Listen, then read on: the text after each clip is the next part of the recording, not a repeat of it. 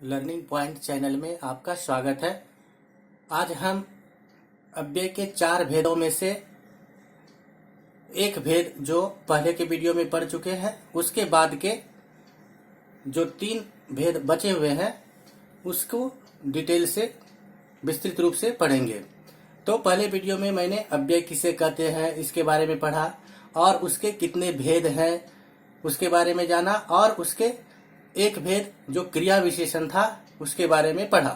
अब उसके आगे जो उसका दूसरा भेद है संबंधवाचक, उसके बारे में पढ़ेंगे और वो कितने प्रकार के होते हैं। फिर समुच्चयवाचक, उसके बारे में पढ़ेंगे, और चौथा विस्मयादि बोधक के बारे में पढ़ेंगे। तभी हम शुरू करते हैं संबंधवाचक, जिसे प्रीपोजिशन भी कहते हैं। तो संबंधवाचक क्रिया, संबंधवाचक अव्यय क्या है या किसे कहते हैं? तो वाक्य के दूसरे शब्दों के साथ संज्ञा या सर्वनाम का संबंध बताने वाले अव्यय शब्दों को संबंधवाचक कहते हैं। जैसे उसके बिना मेरा काम नहीं चलता, अहमद की अपेक्षा महमूद एक अच्छा आदमी है। तो यहाँ बिना और दूसरा अपेक्षा, ये दोनों जो है ये संबंधवाचक अव्यय के उदाहरण है या संबंधवाचक अव्यय के उदाहरण हैं। अब संबंधवाचक के भी भेद हैं। संबंधवाचक के कितने भेद हैं? तो संबंधवाचक के 2 भेद हैं। पहला संबंधवाचक और दूसरा अनुबद्ध संबंधवाचक। तो पहला संबंधवाचक के जो उदाहरण है वो है संबंधवाचक। तो यह विभक्ति के बाद आता है, जैसे जाने के पहले, पिता की तरह, घर के भीतर। तो इसमें के पहले, की तरह, के भीतर, ये संबंधवाचक है। दूसरा है अनुबद्ध संबंधवाचक। तो यह किसी संज्ञा या शब्द के बाद आता है, जैसे पुत्र समेत, किनारे तक, घर तक, धन रहित, रत्ती भर, सखियों सहित।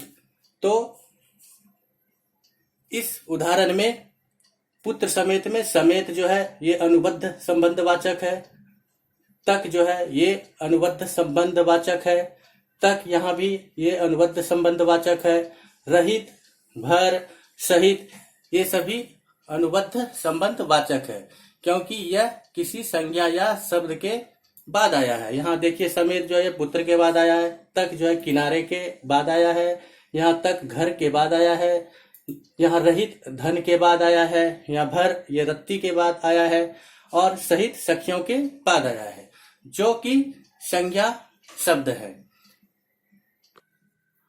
अब हम संबंधवाचक या संबंध बोधक के कार्य के बारे में जानते हैं।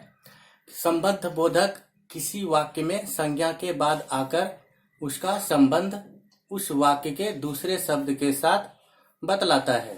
जैसे रामू रात भर रोता रहा। तो यहाँ भर जो है यह संबंध बोधक रात का संबंध रोना से बतला रहा है।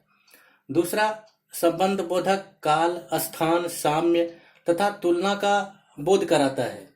जैसे वह मेरे बाद कक्षा में आया, उसका मुंह चांद के समान है, वह मेरे घर के निकट रहता है, तुम मेरी अपेक्षा चतुर हो। तो यहाँ पर वाद, समान, निकट, उपेक्षा, ये सभी संबंध बोधक शब्द है, संबंध बोधक है। तो बाद, समान और उपेक्षा ये संबंध बोधक क्रमशः काल, साम्य, स्थान और तुलना का बोध कराते हैं। समुच्चयवाचक, जिसे कंजक्शन कहते हैं, 2 शब्दों, वाक्यांशों अथवा वाक्यों को जोड़ने वाला अव्यय शब्दों को समुच्चयवाचक कहते हैं। जैसे और, तथा, व, किंतु, परंतु, क्योंकि, ताकि, इसलिए, कि आदि, ये सभी समुच्चयवाचक शब्द हैं जो 2 वाक्यांशों या वाक्यों को या 2 शब्दों को जोड़ते हैं। अब समुच्चयवाचक के भेद, समुच्चयवाचक के कितने भेद हैं? तो इसके दो भेद है, एक है समानाधिकरण और दूसरा है व्यधिकरण। तो पहला समानाधिकरण समुच्चयवाचक किसे कहते हैं? तो मुख्य वाक्य को जोड़ने वाला अव्यय को समानाधिकरण कहते हैं। जैसे इसका उदाहरण है और, तथा, एवं, अथवा, कि, नहीं, तो या इत्यादि। दूसरा है व्यधिकरण समुच्चयवाचक। एक वाक्य में जब एक या अधिक आश्रित वाक्य अव्ययों द्वारा जोड़े जाते हैं तब व्यधिकरण होता है। जैसे क्योंकि, जो कि, इसलिए, कि, ताकि, ये सभी व्यधिकरण समुच्चयवाचक शब्द हैं।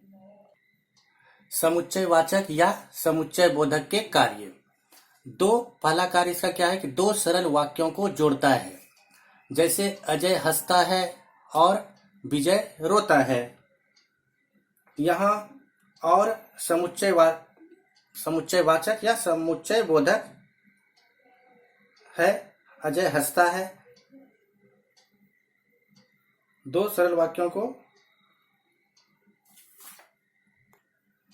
वाक्यों को जोड़ने का कार्य कर रहा है। फिर से एक बार बोलता हूं कि समुच्चयवाचक दो सरल वाक्यों को जोड़ता है। जैसे अजय हंसता है और विजय रोता है। यहाँ और जो है समुच्चय बोधक अजय हंसता है, विजय रोता है, इन दो सरल वाक्यों को जोड़ने का कार्य कर रहा है। अब तीसरा कार्य इसका या दूसरा कार्य पहले देखते हैं। दूसरा कार्य दो या दो से अधिक वाक्यों या शब्दों में से किसी एक का ग्रहण या त्याग अथवा सबका त्याग करता है। इसका उदाहरण है कि जैसे तुम आना या भाई को भेज देना।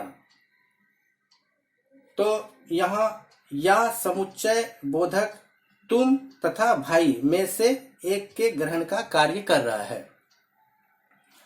अभी तीसरा है यह बतलाता है कि अगले वाक्य का अर्थ पिछले वाक्य के अर्थ का परिणाम है या पिछले वाक्य का अर्थ पहले वाक्य के अर्थ का परिणाम है।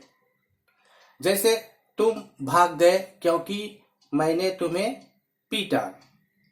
यहाँ क्योंकि जो है यह समुच्चय बोधक पिछले वाक्य मैंने तुम्हें पीटा का परिणाम पहले वाक्य के अर्थ पर बतलाने का कार्य कर रहा है।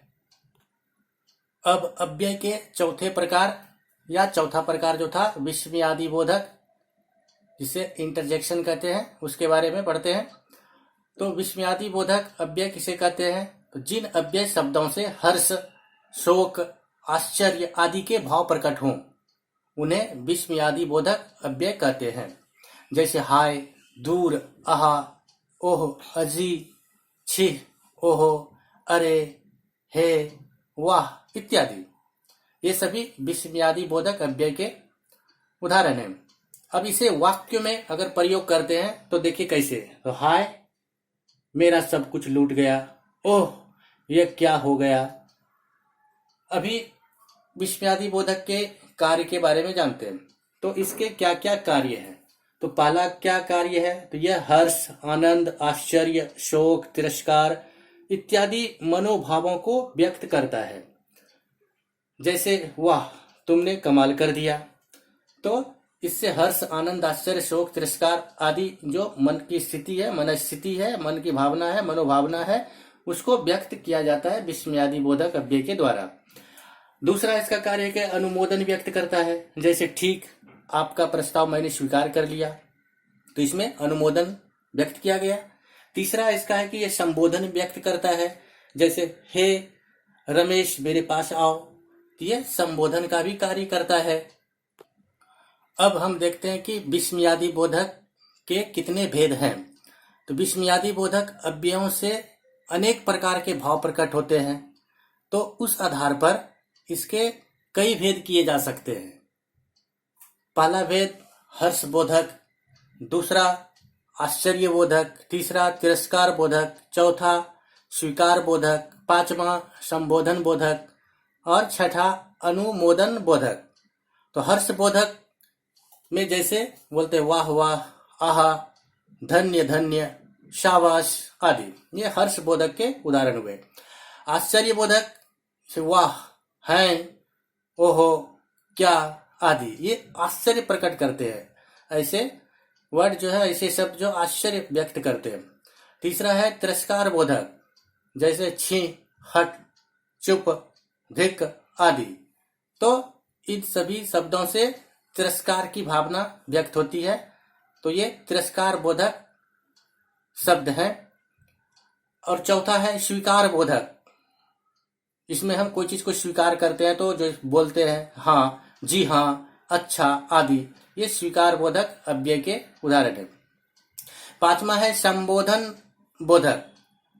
जैसे किसी को जो हम संबोधन करते हैं, किसी को जो पुकारने के पहले जो शब्द बोलते हैं वो संबोधन बोधक है। जैसे अजी, हे, अरे आदि, ये संबोधन बोधक अव्यय है। और छठा है अनुमोदन बोधक, ठीक, वाह आदि, जिसमें हम किसी की बातों को स्वीकार करते हैं, अनुमोदन करते हैं, वो सभी अव्यय अनुमोदन बोधक के अंतर्गत आते हैं। तो ये हो गए हमारे विस्मयादि बोधक के भेद। अब विस्मयादि बोधक शब्द यूज करने के बाद, विस्मयादि बोधक शब्द प्रयोग के बाद एक लाइन खींचते और उसके नीचे एक डॉट लगाते, एक बिंदु डालते हैं, जो कि विस्मयादि बोधक अव्यय के को दर्शाता है, विस्मयादि बोधक अव्यय को दर्शाता है।